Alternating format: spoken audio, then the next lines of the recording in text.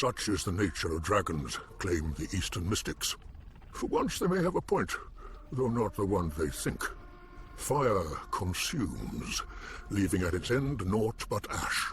Thus the fate of the Targaryens and their dragons. Thousands of years ago, Valyrian stumbled on the first dragon eggs in the mountains of the 14 Fires.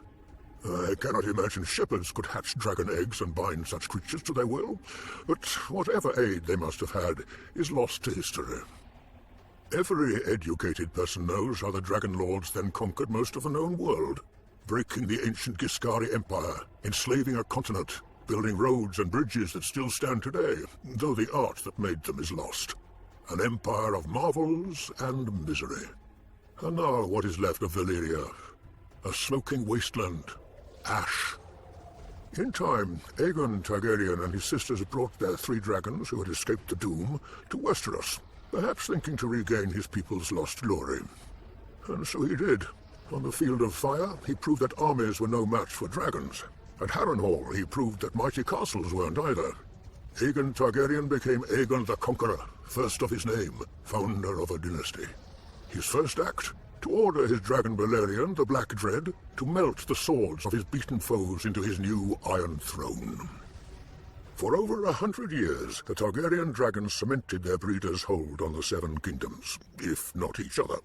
When Targaryen fought Targaryen in a civil war called the Dance of the Dragons, an angry mob stormed the Dragon Pit, that huge, now ruined vault where the Targaryens stabled their beasts. Thousands died, but through sheer numbers and madness, 5 of the Targaryen dragons lay dead by the morning.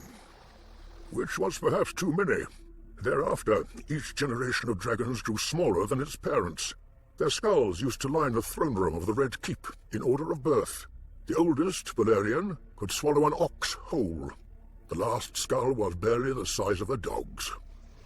Yet the Targaryens never stopped trying to revive their dragons.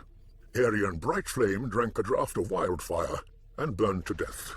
Aegon V tried to hatch stone dragon eggs with sorcery and burned to death. Against these, Aerys II looks almost sensible. He only burned other men to death.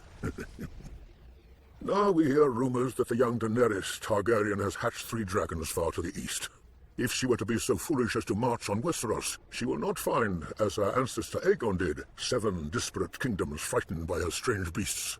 She will find a continent united behind Lord Tywin Lannister, who extinguished her own father's flame. And we have known dragons.